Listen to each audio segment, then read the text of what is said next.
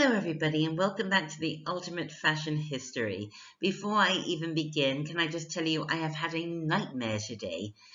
My microphone is on the blink, my computer is on the blink, so I don't think the sound quality in this episode is going to be what it should be.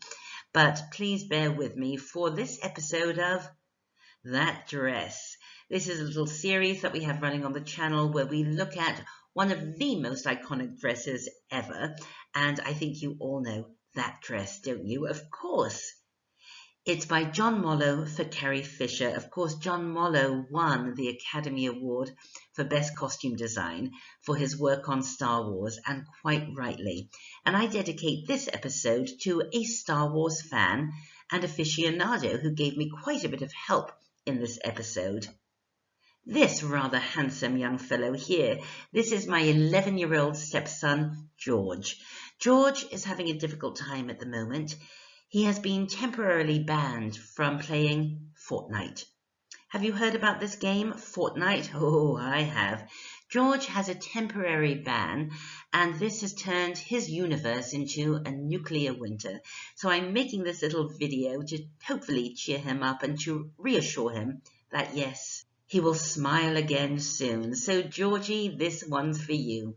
Off we go. A long time ago, in a galaxy far, far away, there was that dress. Now, before we even start, I want to make a little disclaimer. Unlike George, I am not a Star Wars aficionado, and I'm always a little shy and trepidatious doing an episode on UFH that ties in to a topic that has a huge fan base and a huge cult following, because I really do appreciate and respect how very dear Star Wars is to so many people, and basically I don't want to get anything wrong or to offend anyone with omissions or anything like that. So Star Wars fans, please forgive me. I'm just a little fashion historian. However, in saying that, when I saw the first Star Wars that came out in 1977, it was called Star Wars. Now it is called Star Wars 4, A New Hope. I haven't seen all of the sequels in the franchise. I don't really know what a Sith is. Forgive me for that. However, I do want to say that when I first saw Star Wars when I was 12 years old, I was absolutely blown away by it. Who wasn't? But also, when I was 12, I was really into the Middle Ages. I was reading T.H. White's The Once and Future King, which of course became Camelot. And immediately, even at the age of 12, I found something very Arthurian about Star Wars. They were knights, after all, weren't they? There was the damsel in distress, even though she was kind of a kick-ass damsel, wasn't she? And I think that this idea of the Middle Ages and the Knights of the Round Table and the Force, which really ties in, at least I thought so, with King Arthur's might for right idea, influenced John Mollo's vision for the costumes. One of the most interesting things I learned when putting this episode together is that John Mollo was actually working from concept sketches when he designed the costumes for Star Wars. Concept sketches, concept art by the very talented Ralph McQuarrie. This was Mr. McQuarrie's concept sketch for Princess Leia, and it's beautiful, but if I were a costume designer, I would wonder what to do with it exactly. And so I think it's very interesting to see how this concept sketch evolved into, yes, that dress. Let's take a look at Mr. Mollo's original costume sketches. Here they are. And they're very sketchy, aren't they? But we can already see something a little bit medieval here, can't we? With the blio sleeve and that low-slung belt. Now let's take a look at the dress itself. There it is. And here it is from the side where you can see the hood pulled up. This hood that fell so beautifully down Carrie Fisher's back in these elegant folds. Look at the blio sleeves. Look at the drape. I think it is so utterly medieval, 11th, 12th centuries. Now take a look at this. This is a reproduction of a medieval dress. And look at the wimple, look at the blio sleeve, look at the folds, look at the hang. I really think that Mr. Mollo was so inspired by the Middle Ages. Look at this piece of art from the medieval era. I believe this is from the 12th century, late 12th century, and all we have to do is take this dress, make it white, add a very sci-fi low-slung belt, and of course Carrie Fisher's head, and we've basically got the Princess Leia senatorial gown look. The first time we meet Princess Leia in Star Wars is as a hologram, and take a look at this, and then look at this beautiful sculpture from the Middle Ages. It's almost the same thing. I believe this is a sculpture of, it looks like John the Evangelist, I think, but of course in the Middle Ages menswear and women's wear was pretty similar. All of those folds, those sleeves. And look at this beautiful sculpture here. And then look at Princess Leia here.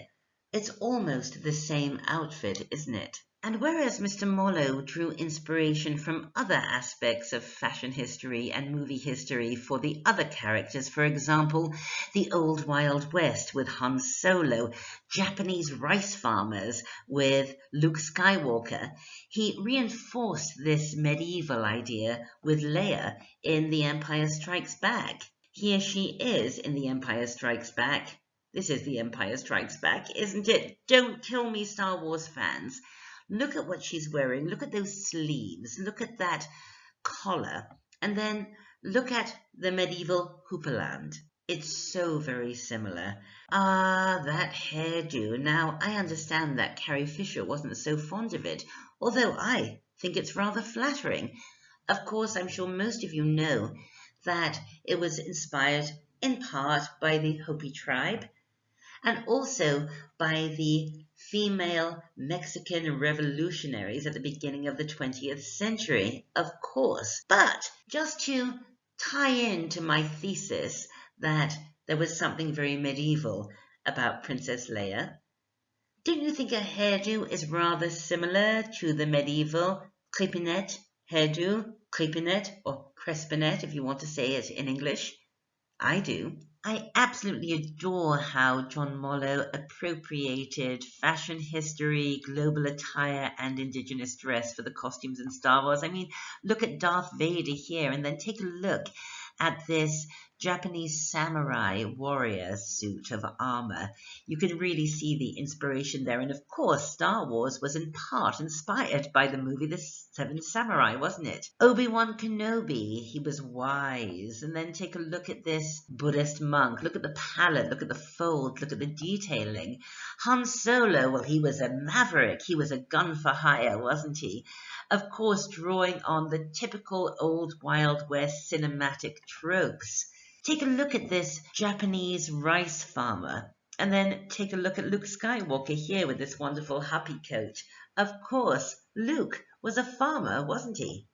And this tradition that John Mollo started of drawing on very earthbound historic ideas continued throughout the franchise. Take a look at this beautiful Korean outfit here, and then take a look at this. Star Wars, the inspiration is very clear, isn't it? Ancient Greece and ancient Rome, we see that replayed in Star Wars as well, don't we, in the franchise? What about Tudor fashion in Star Wars? Oh yes, you bet. In fact, guess what? Professor Halley actually has a lecture called Star Wars and Fashion History, which I showed towards the end of my fashion history and global attire semester, so the kids can recognize how everything they've learned has come to pass in Star Wars. It's sort of a guessing game. It's a lot of fun. But let's return to that dress.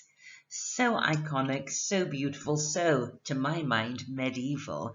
And when Star Wars first came out, or rather Star Wars 4, A New Hope, gotta get it right, else George will tell me off, this dress was the most popular costume for girls at Halloween. All you have to do is go to Google and type in Halloween 1977 and you get the most adorable pictures. I haven't asked permission for any of these pictures. I don't know who they belong to, but if they belong to you, please forgive me. I want to share them with the world because you look so adorable. And just as Princess Leia and John Mollo's iconic dress inspired you, isn't it interesting how that dress still inspires runway today? And here are just a few runway images that I personally think owe more than just a little to John Mollo, Carrie Fisher, Princess Leia, and of course George Lucas. Well, unless that nasty Darth Vader blows up our planet, you can contact me through my website, amandahalley.com. Join our Facebook group. We always have loads of fun over there. Check out our books on our publishing company, Dean Street Press. I'll put links to everything below, and I'll be back very soon with more episodes on the ultimate fashion history. So just click the little circle to subscribe. And until then, may the force be with you.